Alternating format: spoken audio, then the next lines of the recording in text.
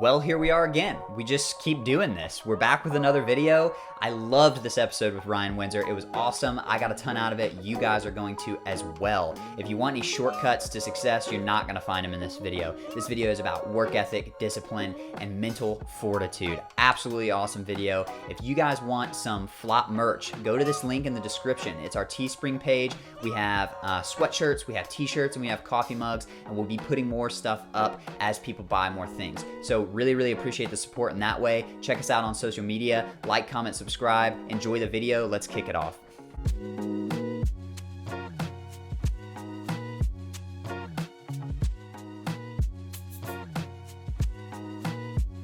All right, what is up, everybody? Welcome back to another episode of The Flop. Today, we are super excited to say that we have the blind squirrel himself, Mr. Ryan Windsor, on the podcast. Ryan, what's up, man? Tuesday here in Cuba, Illinois, and it's snowing and sleeting right now, so the weather really sucks, but thankfully I have this Morton building to practice in, so I'm really grateful. Heck yeah, man. Absolutely. I love that. I love that you're getting in work no matter what. We like to do that as well. So but before we get started, I just wanted to say thanks to our sponsors, Triple Crown. They are having an event coming up April 1st through the 3rd at Riverside Casino. I believe that's in Iowa, just like the last one. Is that right? Yeah, that is correct. Okay, cool. Yeah, the last one was awesome, man. We watched all your games. Really cool. Great performance out there. And yeah, we love those guys at Triple Crown. So thank you guys so much.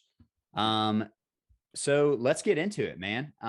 We just want to ask you to start off, like, how you got into the game. What was your path to, becoming a pro? And just tell us your story really quick. Okay, so basically I started playing, I call it bags still. I know the proper name's cornhole, but I'm always going to call it bags because that's just where I'm from. I'm from Cuba, Illinois. I started playing this game when I was 14 years old, so I was like maybe a freshman in high school or something. But I also played like football, basketball, and baseball all through high school. But I was always like better at bags, and I knew I wasn't like making NFL or MLB or none of that. So like sometimes I skip practice and stuff to just go play in a bags tournament. Yeah.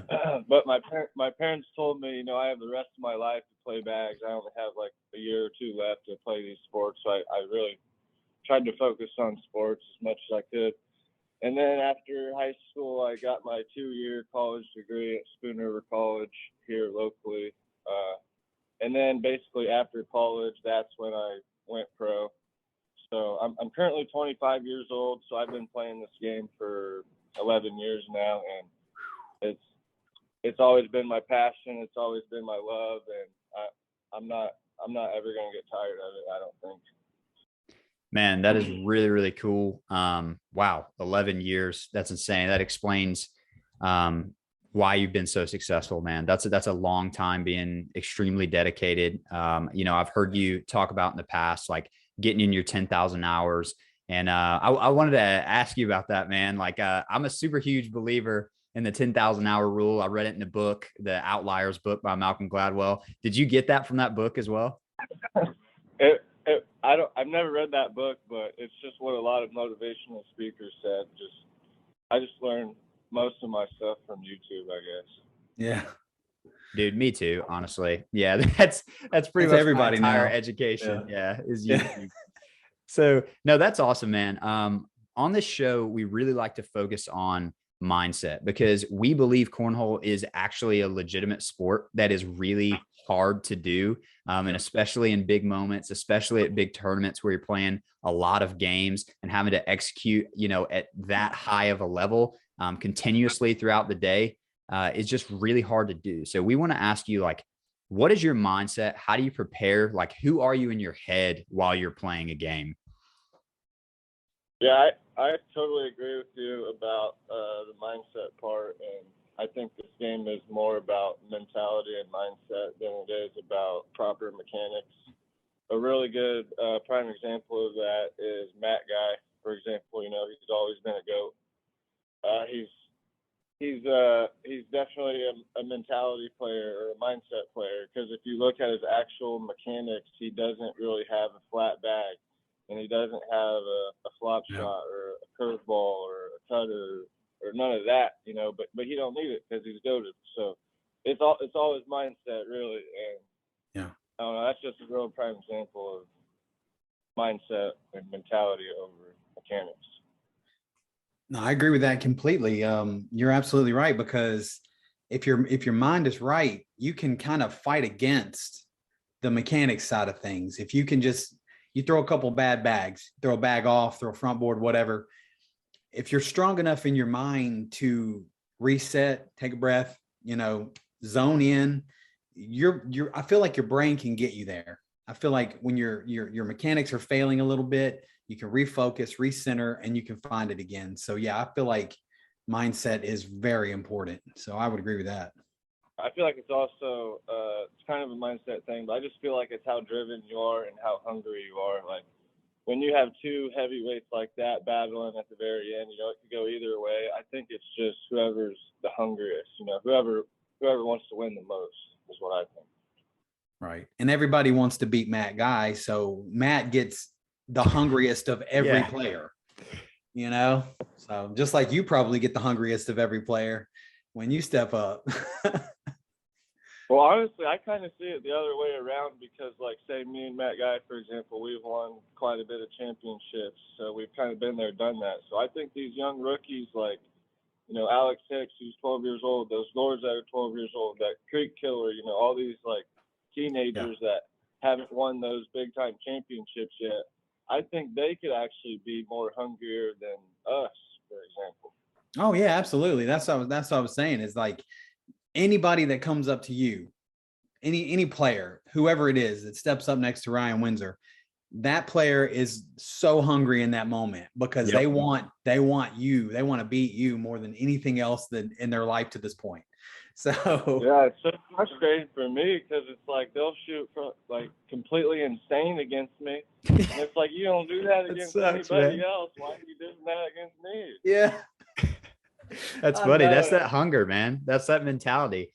I was just in school today, and we were talking about how human beings, we get more enjoyment out of the process of going toward a goal or an outcome than we do actually achieving the outcome. It's just like the chemical reward systems in our brain. We love the process. Like that's what we're designed to do, is to strive after, you know, succeeding and getting that goal. And so for you, as someone who has absolutely, you know, reached the mountaintop, probably not in your mind, because I'm sure you're always trying to get better.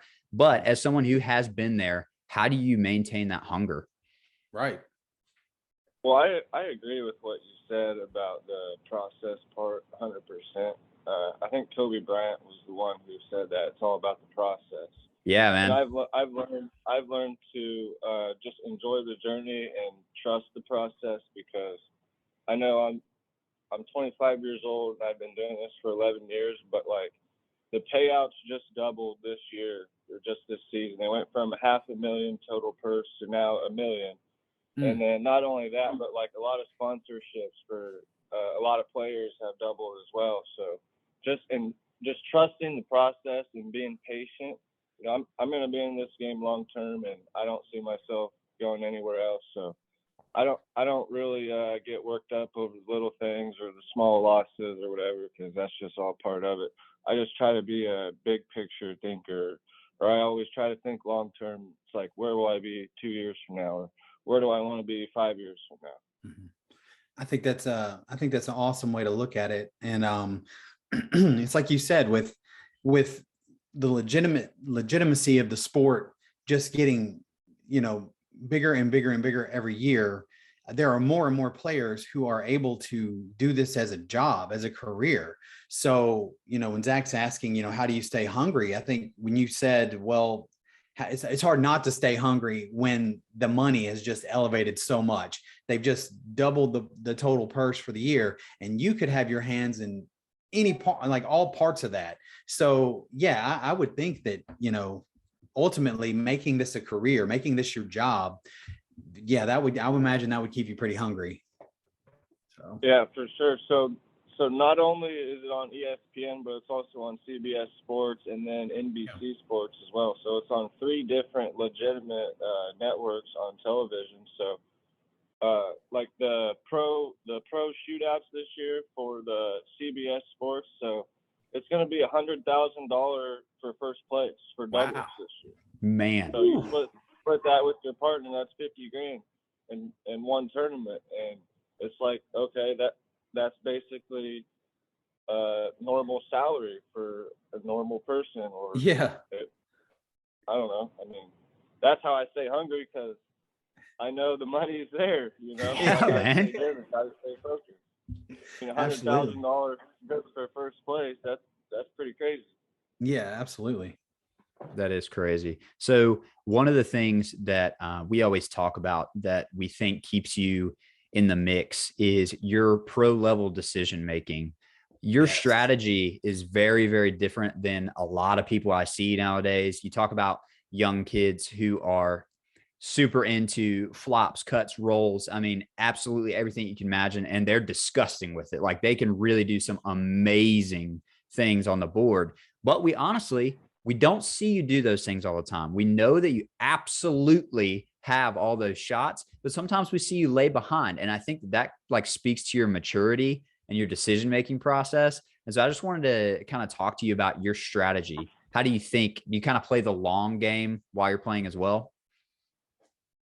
I mean, basically, I've always had the mentality that offense will win games, but defense will win championships. Yeah. That goes for any sport. Like, if you look at boxing, like Floyd Mayweather, he's mostly all defense, and he's like 50-0. Right. And basically, if you have a dominant pitcher that's throwing a no-hitter, I mean, the other team, you're going to win. Football, you know, I think defense is just as important as offense. You know, No question. any sport out there, I think defense is more important than offense. So that's always been my mentality, and I try to view the game as like, you know, I don't know if you guys play shuffleboard or not, but it's kind of like this, where each player gets 4 pucks, and then you alternate shots, you know. But on your first shot, it's like you're not going to go for a forward pointer or a ringer, because the other guy's just going to knock you off. So you want to post up a block. Okay. So I don't know. I also like to think of it like chess rather than checkers. Mm-hmm. You know, it's kind of the same game, but there's so much more to chess than there is checkers. And I don't know. I just view the game a lot different than everyone else. And my perspective on the game is it's hard to describe how I kind of view it, I guess. I do understand what you're saying, though. One of the things Zach and I talk about, you know, when we discuss your playing style, is sometimes you don't understand why you did a particular thing until the end of the round, and then it makes sense. It all comes into picture. It's like, you know, so many players nowadays, they'll hit that block, and then the instantaneous reaction is, I'm rolling it, or I'm airmailing it, or whatever, and you'll just pop right behind them, and then they'll do whatever they're going to do, and you may pop right behind them again. So you've double blocked now, but by the end of the round, you end up getting points off of it, because they've inevitably went for 2 airmails, missed 1 or whatever, and you're able to do whatever you need to do, clean up the whole mess. But it's like you don't really realize until that moment that, wow, that was probably a really smart play, versus just being aggressive and trying to go for the hole. Like, oh, you're going to block me. Okay. You know, some players, we know, we mentioned Matt Guy, man, he's just automatic. You know, you throw a block, he airmails over it, but his airmail percentage is stupid. So, you know, it's if he's off, it's the only way you take advantage of it. But you play so smart, and it's just really impressive to watch. When I first started watching cornhole, you were my literal favorite player to watch, because it was so different. It was so different watching you than watching anyone else. You know, just going for the holes is one thing, but there was finesse, there was intelligence, and I'm not even just blowing smoke up your butt. I'm being serious. Like, it's so impressive to watch. It's like, do you see the intricacies of the game versus just the putting bags in the hole, which everybody on Facebook, you know, you see these random people pop in, they're throwing a beanbag. I mean, how hard could this be? You know, let's go win this tournament or whatever. And it's like, you couldn't score a point against these guys, you know, and you especially, because you punish players who are too aggressive, and you see it constantly. It's really impressive to watch. Well, thank you. I appreciate it. Basically, the best way I can describe that is like just this past weekend at the ACL Open in Louisville, Kentucky. So for my singles bracket, it was, it was stacked. I had like Jamie Graham, Jordan Power, Josh Holland, Nico Morel. I mean, the list goes on and on. But like, if you really break down the stats, so like I was like probably number 6 or 7 in PPR, points per round. I always average like a 9.5 probably or whatever, right? So, but I ended up winning my bracket. But yeah, I was 6th or 7th on PPR. But see, the thing about me is I'm always about the DPR, point differential or whatever. Yeah. And that was the highest out of everybody. I had a 1 point something compared to the guys that are 1st or 2nd on the list and SPR. Well, those guys actually ended up getting like 7th place in the bracket or whatever. Yeah. So I don't really, everyone's going crazy about PPR, who's putting all the bags in the hole, whatever, blah, blah, blah. You will never see me number 1 on that list. I don't think for all the years I've been a pro, I've ever been number 1 because that's just not how I play. I mean, I look at it like 90% of the players can just slide them in all day long. 9 out of 10 people who play will just try to slide them in all day long. So as soon as you post up a block, get them thinking, well, a lot of those players don't have all those other shots. And they're like, oh, well, I don't know what to do. And then I can kind of maneuver around the bags and stuff. Oh, yeah. Yeah, absolutely. Absolutely. And I think that's pretty cool, that you make that statement of, I will never be number 1 in PPR. And I think everybody sitting here knows you could be if you wanted to, but the fact that your game is so it's just different. And that's sort of the way that I know Zach and I kind of look at the game as well. And I used to throw Vipers, and I used to try to be one of those players that was just hole for hole. And then I switched over to carpet. And since I've made that switch, I feel like my game has progressed because I'm playing with a lot more finesse, or I try to play with a lot more finesse. I'm still, working out the details, but it just seems like it's a lot more fun to me to mess somebody up, to throw a block out there and watch the person who slides in every bag. Yeah. Watch the person who slides every bag in get frazzled and start getting frustrated, and they don't know what to do. And then all of a sudden the rest of their game just keeps going down because it gets in their head. And to me, I'm just like, that's exactly what I'm trying to do. So, sure. Yeah. Heck yeah. That's awesome. Yeah. I think DPR is huge. I mean, if your DPR is over 1, like that's like the equivalent of throwing 11s anyways. Like when it comes down to like what kind of results it creates. And obviously it does that for you. Yeah. Yeah. You won't really see much people over a 1 generally. No. Yeah, that's awesome, man. So the next thing I kind of wanted to ask you about was losses in this game. So one thing, a quote that kind of runs through my mind all the time. I'm an intermediate player. I play in that division, and I'm working every day. I'm trying to put in my 10,000 hours, doing what I can. And but a quote that runs through my mind is, if someone is better than you at something, they've probably failed more than you. And it really kind of blew my mind when you said you've been doing this for 11 years, because I get upset when I leave a blind draw, going 1 and 2, going 0 and 2 or whatever. And it's like, man, the people that are actually doing this on a high level have probably lost more than my little heart could even take. So like, I need to pick myself up and freaking keep going. Mm-hmm. Yeah, that's very interesting. Basically, you just have to fail your way to success. If you look at the MLB, if you're batting 300, you're in the Hall of Fame. So if you succeed 3 out of 10 times, that's amazing. So you're going to fail 7 out of 10 times, but still be super successful. So failure is just part of it. You have to, at the end of the day, there's only one winner. Well, for singles anyway. Sure. Doubles. Yeah. Well, Yeah. if you look at these brackets and stuff and all these tournaments, you could honestly probably choose like 40 or 50, maybe even 60 players that all definitely have a really good chance of winning the tournament. But at the end of the day, there's only one winner. So failure is definitely a huge part of it. And another kind of personal thing where you talk about loss is, so the two people that got me into this game and introduced me to this game was my dad and my best friend when I was 14.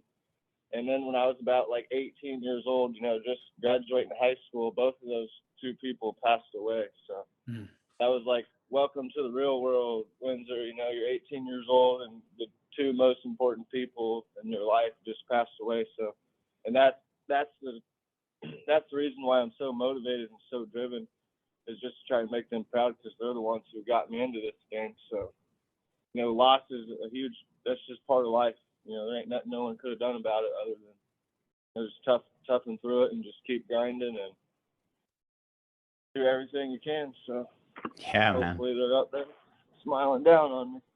Yeah. Well, I'm sure they are Dude, proud of you, man. I I know mean, you like you said, you're part of what you do, and part of your passion is trying to make them, proud. And so I feel like honoring their memory is, I feel like you're definitely doing that, especially with that was actually my answer to the question earlier. You asked how I stay so hungry or so driven, and that's pretty much it right there, to be honest. Yeah. Oh, that's man, awesome. that's inspiring, bro. Very inspiring. That's crazy. Yeah, I guess that's it, man. Is locking into what really matters, what's really important in life, and just staying on the path and trusting the process. And yeah, man, you embody that in every way. That's freaking awesome. So I have a why, or I have a purpose in a way. So that's my why. That's why I put in 10,000 hours. That's why I travel every single weekend. That's why I practice pretty much basically every day. So. Right. That's awesome. That's cool. Yeah. So your practice, as far as your practice goes, what does that look like? I can't give away all my secrets. Sure. Then Yeah. everybody gonna be catching up to me. No, I'm just kidding. You're good, dude. Most people just practice just to practice and have fun and enjoy themselves. But I when I practice hard. So like, yep, I'll play games against myself. Walk across the board every time. Like I'll play like an aggressive Ryan Windsor versus a patient or more conservative Ryan Windsor. And I'll keep score against myself. A lot of times I'll do like my workout machine and push-ups and stuff and just tire out my arms and just keep throwing and throwing and throwing and throwing. Oh, wow. Like I'll practice for 5-6 hours straight sometimes, just because that's how long tournaments go. Yep. And I've always had the mindset and the mentality, you practice how you play. So I only shoot game shots and take my practice routine very serious. And usually I just like to practice by myself, because a lot of times other people will distract me or not really get me focused. So like, I'll go to my local blind draws and stuff, but you don't really get a lot of reps in that way. So I just like to practice by myself and just go and go and go and go and go until I can't go anymore, really. Heck yeah. That's awesome. That's refreshing to hear you say that, man. It's just hard work, I guess. I mean, that's just it, man. There's absolutely no shortcuts. Yeah, that's awesome. I really appreciate you saying that. And that gets me fired up to go out in the freezing cold and just throw a million bags, man. I know. Well, and it's interesting that you say, one of the things you mentioned was the playing yourself and walking back and forth to the other side of the boards. We had an episode that where we talked about practice, and that was one of the things that we talked about was, actually playing against yourself. But I think what's interesting about what you said was an aggressive Ryan Windsor versus a patient Ryan Windsor. Like when I would do practice like that, I just, okay, what happened? If I threw a block, all right, well, now what am I going to try to do? Am I going to try to get around it or whatever? But I've never really put okay, I'm going to be aggressive on this side of the board, and I'm going to be patient and finesse on this side of the board, and go at it like that. So I do think that's very interesting, and I'm going to definitely use that going forward when I do that kind of practice, because that actually is assigning a name to it, and it's actually, I think, makes it more of a focused practice, which we are definitely believers in. So thanks. A lot of times, like I'll do that method, and like I'll play a best out of 7. So like usually my patient Ryan Windsor or conservative Ryan Windsor will beat my aggressive Ryan Windsor. Gotcha. Yeah. Dude. And patient Ryan Windsor is the one that shows up to the tournament, so you hope that guy wins. yeah, exactly. That's who I am. That's just as a person in general, just even outside of cornhole, I've always been a really patient person. It's awesome. That's cool, man. So the next thing I wanted to ask you about, it's kind of a twofold question, but I'm sure you get this one a lot, and so I'm gonna try to just give it to you straight and try to get around any generalizations. But like, what do you typically see, or what in your personal experience, what did it take mentally to get from being an advanced player to being a pro player? Definitely your belief system, I would say. Okay. I mean, that could vary with a lot of different people, but like I just believed that I was the best player in the world because I knew that I put in the work to, or at least make a good run at being one of the best. But preparation is the key to success, and before a world championship, I knew that I put in the work every single day for the whole year leading up to that. So I really believed I had what it took to be the best in the world, and that's always been my goal. So I mean, it's all in what you believe in. I don't know, it's just setting goals and trying to achieve them, but I don't know. I just think it's about beliefs, I guess. Yeah, that's awesome. I love I think it was Michael Jordan talking about preparation eliminates doubt. Yeah. You're eliminating that doubt, that fear, that anxiety of stepping up next to somebody who's a heavy hitter. That doubt's gone because I have put in the hours. I have worked myself into the ground to get where I am, and there's absolutely nothing going to stand in the way of me manifesting all this hard work that I've put in. I love that, man. Yeah, absolutely. For sure. Heck yeah. And then the next question I wanted to ask is, if I gave you a time machine, Ryan Windsor, and you could go back to when you were a beginner player, what would you say to him? And would you say like, hey, like, don't waste your time on this when it comes to this aspect of your game, like focus on this, like what's the most bang for our buck? We have a huge beginner audience. So what's the best thing we could be doing to get better the quickest? Well, first of all, if you give me a time machine, I'm going to go in the future, not the past.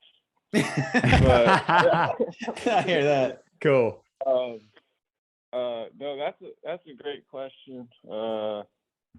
That's something I might have to think about. I don't know. That's a tough one. So I'm 25, so if I was 14, what would I tell myself now? I would just say get after it as much as you can. Try to outwork everybody and trust the process. I love it. Yeah, I think it's a really smart thing to say, because so many times you want to give up. I mean, we all go through slumps, and you just want to throw your hands up at some points and set fire to all your bags and boards and just be done with it. But it's very important. Like you said, it's a process, and just like any other process, it can tick like this. You're going to go, as long as you're trending in the right direction, it's okay if you take a dip, just so long as you come back and you go back up. So it's very, I think the process, trusting the process. If you're putting the work in, science tells you you're going to get better. You cannot invest hours upon hours upon hours of time trying to be better at something and not get better at it. It's just, it's impossible. It just doesn't work that way. So yeah, you're right. I think, trust the process, have strong mental, make sure you're mentally strong to stick with the process, even when it hurts. I agree with everything you just said. And the most important thing about it is how you said, like everyone kind of has a little slump or where they go downhill a little bit, which is just like everything in life. Like, the stock market's up and down, Right, whatever. right. You know what I mean? But it's always going up Yeah. for the most part. So, Right. but my advice for those people that are in a slump, it's good to take breaks. So if you're in a slump, I would just completely forget about bags or cornhole for, I'd say, probably 2 weeks, and just spend time with your family and friends. And, life's all about balance. So I would take, if you're in a slump, just say, okay, whatever, no big deal. I'm going to go enjoy life elsewhere. And then 2 or 3 weeks go by and you're going to say, okay, I'm ready to get back into it hard and heavy. So then when you do get back into it, you got to, have the mentality, all right, I'm going to practice until I figure this out. Or I'm going to practice until I make 20 in a row or 12 in a row. Or, you have to set goals for yourself while you practice. A lot of times I'll say, I'm not leaving this building until I go 8 for 8 on airmail. And a lot of times I'll hit 7, and I'm going to say, all right, this is it. And then I'll shank the 8th one. I'll say, or whatever. I would die in that room if that was my goal, by the way. I told myself I'm not leaving until I do this. So then another 20, 30 minutes go by, and then I'll finally do it. And I'll say, okay, I achieved my goal for the day. Now I can go home. Nice. I feel like I'm with you, Zach. Awesome. I'd be in that room for the rest of my life trying to make. They'd find my skeleton inside of that room. They'd be like a skeleton with the Reynolds bag just in it. I was trying to go 8 for 8 on airmails. It didn't work out. Yeah. 64 years later. And yeah. So heck yeah. This whole episode. Okay, 8 for 8 on sliding in then. There you go. Yeah. We could probably do that. Yeah. Heck yeah. So I freaking love this episode. Outwork everybody. Trust the process. It sounds like a Nick Saban, Michael Jordan, Kobe Bryant mind mashup. I don't even know. It's just like that's who I learned the most from is Michael Jordan and Kobe Bryant, because those are my 2 favorite basketball players. And usually when I play big tournaments, I have my Jordans on. Oh yeah, because that's who I try to be like in my own sport. Right. Trying to be the best player to do it, and then I try to have the Mamba mentality because he outworked everybody. Yep. Right. Yeah, that's awesome. Zach's a huge Kobe and Mike fan too. Kobe Bryant would practice like 4 times a day. He said, I'd get up at 4 a.m., go work out till 6 a.m., go home, get the kids to school, whatever, 8 a.m. Then I'd go work out again 11 a.m. And then he's like, and if you do that every day, look at how far ahead of the competition you're going to be compared to everyone else. And no matter how hard they work, they aren't ever going to catch up to you. Right. That's exactly right. Yeah. So the last 2 questions I want to ask you, Ryan, just kind of a twofold thing. What is your greatest weakness and what is your greatest accomplishment? So my weakness, I always focus on my weaknesses and try to turn them into strengths. But to be honest, what's the other question though? The other question is, what's your greatest accomplishment? My greatest accomplishment,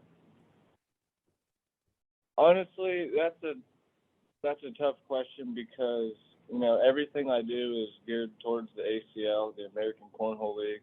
I'm very, very, very grateful to be part of such an amazing league.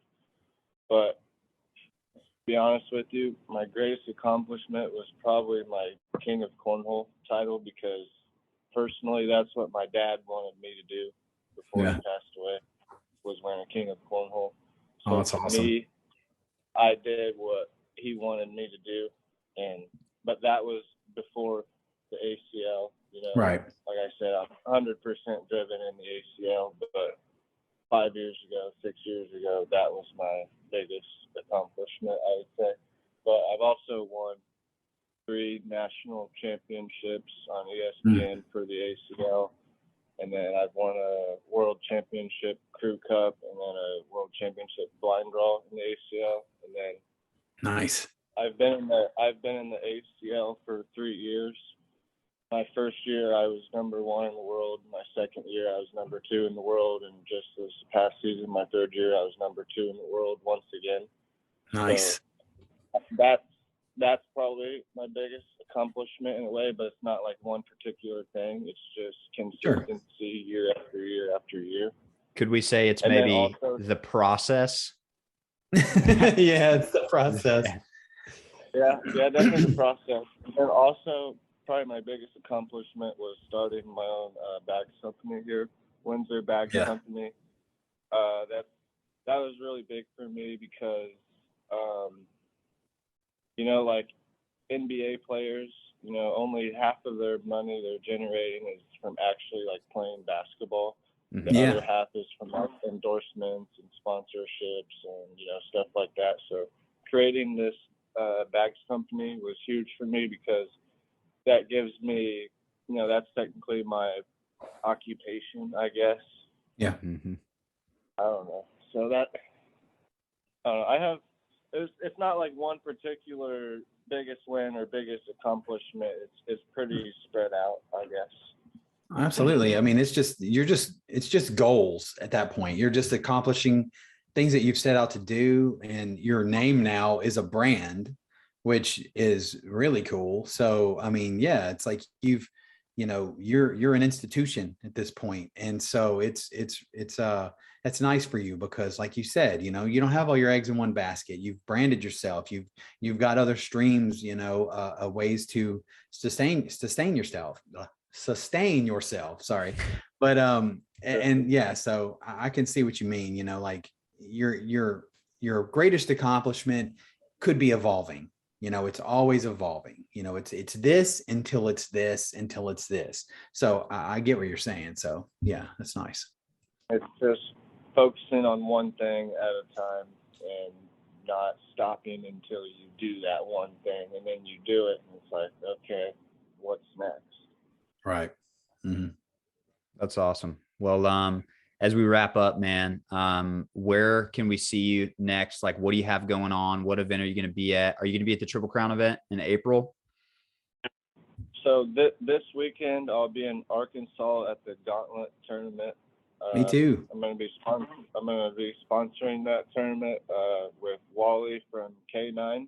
He'll be nice. doing the live stream videos. So I'm really looking forward to this tournament this weekend. I'm actually partnering with someone who I've never partnered up with before, but I'm very excited. His name is Alex Hicks.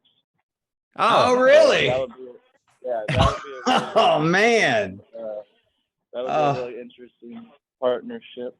He's all right at cornhole. He's all right.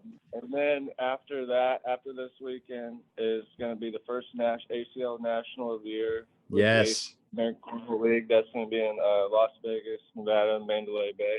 Oh, nice. That one's going to be huge.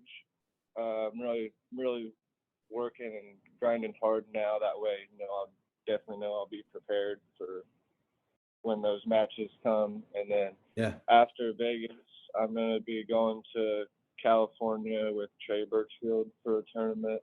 Oh, nice. And then after that tournament, I'm going to be hosting the Top Dog tournament here in Peoria, Illinois, actually. So that tournament's been going on for like 11 years now. I got it at the Peoria Civic Center, which is one of the nicest venues ever. It definitely wasn't cheap, but I know there'll be a bunch of people there. So heck yeah. Top Dog's always been an amazing tournament, but it's always kind of had a venue problem where it's been a small venue with a bunch of people. So this year, which I've never hosted a tournament before, I've only sponsored tournaments, but now I'm actually the host of the tournament. So that's cool. That's another different kind of thing that I've been working on. We have a lot of registrations, so anyone from the Midwest I think I'll have, Trey Birchfield will be there, Matt Guy will be there. Nice. I'll Sweet. be there. There'll be 3 different skill levels, pro or A division, B division, C division is how Gotcha. I'm doing it. And I'll have blind draws, singles, doubles, all that fun stuff. And then after that, I don't know what my schedule looks like. Cool, man. It seems like you got to plan enough. pretty far out. Yeah, that's enough. You're good. Yeah, that should be good. That should be good. Man, Nice. That's awesome. Dude, we really, really appreciate all of your time. I feel like I've learned so much in this episode. Yeah. It's really cool to be able to talk to you. And we really appreciate all your insight and everything like that. And we'll definitely, maybe you'll run into my dad here at the Gauntlet. Yeah, I'm going to be there. So I'm going to look you up. Yes, sir. Yeah, cool. Heck yeah. Well, it's been an awesome conversation. Thanks everybody for watching. Hopefully you got something out of this. I know that we definitely did. So until next time, see you guys. Yeah. See ya. Thank you guys for having me.